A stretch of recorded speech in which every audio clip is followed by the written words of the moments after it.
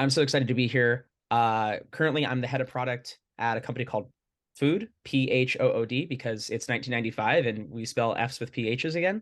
It all just comes around. It's all just a cycle. Um, so real quick, thumbs up if you can see my screen. Awesome. Just a couple slides, like I said, I'm allergic to PowerPoint, so this is about what all I did. Um, just wanted to give you kind of, it's not two truths and a lie, it's just three truths, so it's really really boring. There's no prize at the end, but hopefully you guys will find it interesting. So the first thing is I'm a really musical person. I'm a big performer. My like claim to fame was I was 14 years old and I sang the Mozart's Requiem in Carnegie Hall. And so you can see, yep, that's me. In that super grainy like 2004, with the long hair, grown it back, with my buddies in the waiting room for Carnegie Hall. And you can see we had matching French braids, which was also our claim to fame. I'm a big dog dad, so actually I need to update this slide. She's 5 years old now. So she's the most beautiful thing in the world. Please don't tell my wife that I said that. But I mean, look at those eyes. You can't turn down those eyes. She gets everything she wants. She's my ultimate key stakeholder, as I put it. And I have some questionable taste. I have some hot takes on things. For example, I would say that Paul Bettany and Russell Crowe are the best team of all time ever. And if you disagree, you're just wrong. I'm sorry. That's not even a poll question. Don't even need to put that in chat. You just need to reconsider your life choices, because that is fact. That is objective fact that these two gentlemen here are perfection. Also, fun fact, got to meet Adam Savage, who did a cosplay of Russell Crowe's character in Master Commander. And by the way, Master Commander is one of the greatest movies of all time. Thank you very much. Appreciate your agreement there. Um, so this is to give you just a little preview, a little taste of Toby and my own beautiful chaos that I like to harbor. Okay, sorry. So let me go ahead and end the screen share. Okay, so real quick, drop in the chat if you have maybe some ideas of what you're looking to get from this chat, from this conversation, from this workshop. It looks like about half of our people who have responded, it's pretty much 50-50 split between people who are in a PM role and not, which is really, really good. So I know I'm talking to people that understand product and have been doing product for a while. And I've got a lot of people who are also probably interested in transitioning into product. You might be either in climate tech already and you're looking to make move, from engineering, design, marketing, sales, whatever, into product. Or, you've got kind of a two-dimensional removal there. So that's really good to know. I'll try to make sure that I tailor things to not be overly producty, or at least talk, too much language. So my background was originally in chemical engineering. So I have a bachelor's and master's in chemical engineering with a focus on microbiology and renewable energies. I think, if I can remember my master's thesis, it was something like the use of high density magnetic nanoparticles in something about activated carbon. Basically, we were trying to produce bioethanol and then have a quick removal pattern. So even back in university, I've always been really interested in sustainability. This is over a decade ago now, so the world has changed. And so when I graduated, and anyone who knows kind of engineering, the chemies are the oil and gas people. Like if you go to study chemical engineering, what they tell you in freshman year is that you're going to be the highest average starting salary. And you're like, all right, give me the money. I want to get out of the student debt. Let's go.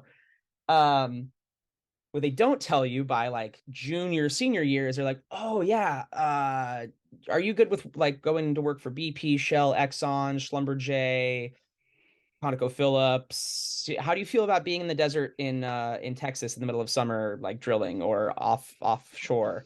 Um, so when I learned that, I was like, all right, this is going to be a challenge. So I started to doing a lot of self-education around around sustainability, around green tech, around I studied fuel cells, I studied photovoltaics, obviously biofuels, both yeast base, so macrocellular or eukaryotic versus prokaryotic, and bacteria, blue green bacteria. Studied hydrogen fuel cells, all kinds of stuff, just trying to like diversify my knowledge so that I could fit in some place, I could get some job out of college. So I graduated with my master's, and there were no jobs. There were no jobs in sustainability. I think the only company that I had any visibility to was a company called Bloom Energy out of California, which I think I applied to probably every single job on their job board every week for like 5 months. And I think they might have blacklisted me or blocked me because they just stopped responding. And so I had to pivot. And I was like, I don't want to go work for one of these oil companies, no matter how much money they're going to pay me. So I pivoted into software. And I was like, all right, this is going to be my out. I joined a startup called Smart Signal out of Chicago. So I saw we had a couple of people from Chicago calling in. So shout out to Chicago. Um, Smart Signal was working on predictive analytics. So I got to take a lot of the coding and engineering experience that I had doing simulations for chemical engineering, like fluid flow and things like that. A lot of R, a lot of Python, and starting to write predictive analytics. What was then called predictive analytics now is known as like ML, AI, machine learning, artificial intelligence. Before that was like the hot button thing that every single company needed. And my customers were oil companies. So I tried to get out of the oil and gas industry, but that company was basically a bunch of mechanical engineers, and they needed someone with a chemie degree who could understand fluid flow and process diagrams and things like that. So I kind of had to just bite the bullet there and keep going and persevere. And so we got a customer that had a solar farm, and I told my manager, I was like, that's my customer. Like, I will work overtime every single week just to make sure that that is my customer, so that I'm monitoring those photovoltaics, the panels and everything. So I think that the key takeaway there is like, sometimes life is gonna throw you a curveball, and it's really about the attitude that you have towards it and the way that you handle it. And I could have been like, this sucks, whatever, I'm gonna go get another job, I'm gonna go work for Facebook or something like that. And I stuck to my guns, and I tried to figure out how to make it work. And then from there, my product journey kind of deviated from sustainability of any kind. I worked in background screening. I worked in mobile parking. I worked in career services. I worked in, yeah, that was basically it. I was trying to think there's anything else there. So and each time that I went through those different jobs, I was always trying to pick up a new skill set. So I kind of had to deviate and take a pause on the sustainability track, A, because the availability of jobs, B, because I was focusing, I had pivoted at that point from data science into product. So Smart Signal was acquired by GE, and they had a product opening, and that's where that's how when I moved from Chicago to Atlanta. And then I got this really interesting message on LinkedIn that there was somebody who had I went to Arizona State University. So somebody who had gone to ASU, who had also made a pivot into product, who had also have an interest in sustainability. And we just got to chatting, and it really kind of lit the fire under my butt again. Um, and I started really, really looking. So I said, all right, the next transition I'm going to make, it's going to be some kind of a green tech company, clean tech, green tech, sustainability. I found a company called Ubuntu, which was a pretty early startup out of Atlanta, basically trying to democratize environmental research and environmental development, sustainability development within corporations. So, for example, Clorox wants to make a bottle that has less plastic. Clorox wants it because it's cheaper. Their PR can spin it because it's more sustainable because there's less plastic waste. But they need someone help. Typically, in that situation, you're going to have like a Bain or McKinsey or some other big consultancy that's going to charge you tens of thousands of dollars, and all that research is basically locked down, right? It's all through NDAs and everything. None of that gets really shared. And so one company makes a sustainability improvement, but the access to that information of how other companies could do it is locked down because they didn't pay the consultant. So what we're trying to do is we're trying to act as that consultant and then also democratize access to that information so that anybody could use it. Classic startup problem, ran out of money. We had found a product market fit, but we weren't able to scale a business. And so that was Ubuntu. That was about a year ago. And then I fell into a place where this was kind of like the beginning of like all the tech companies were doing layoffs and stuff like that. And that's where I found Work on Climate. I found like this community of people who were so passionate about doing something that mattered. I found the product niche of that, which was wonderful. Um,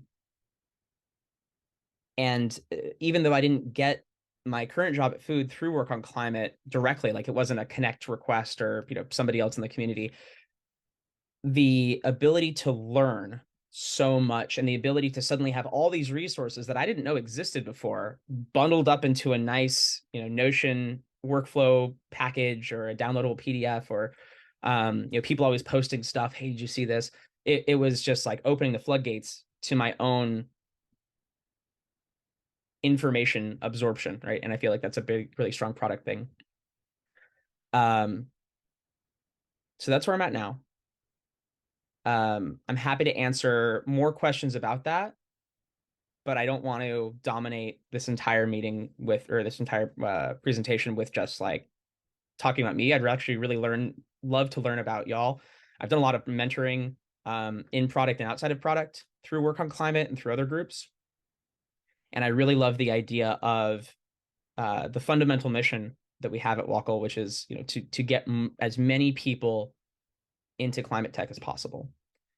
And I think that I feel very strongly that if you have a drive and a desire to find work on climate, whether that's a full-time job, a part-time job, volunteering, pro bono work, things like that, I think that you should be able to do that. And so that's why I'm here today is I want to have a conversation about that. I want to figure out what your biggest challenges are. If I can give advice, great. I might not be able to give advice. Someone else on this call might be better to provide advice or have a more relevant experience or things like that.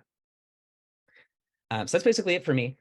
The current poll that we have now, the previous poll we had, vast majority of people actively searching. So I think this is like a really engaged audience, and I think there's a lot of opportunity here to help get people jobs in climate, especially in product. And then the current poll that we have up now, that's an interesting one. I actually expected this one to be a bit different. We've got kind of a offside bell curve here. So why are y'all kind of lukewarm about it? It seems like the vast majority was threes with some twos, and so it sounds like there's a lot of people out there who y'all feel kind of lost or unsure. I'd love to have a conversation about that. So, Fatty, I'll hand it back to you to kind of go into the next section.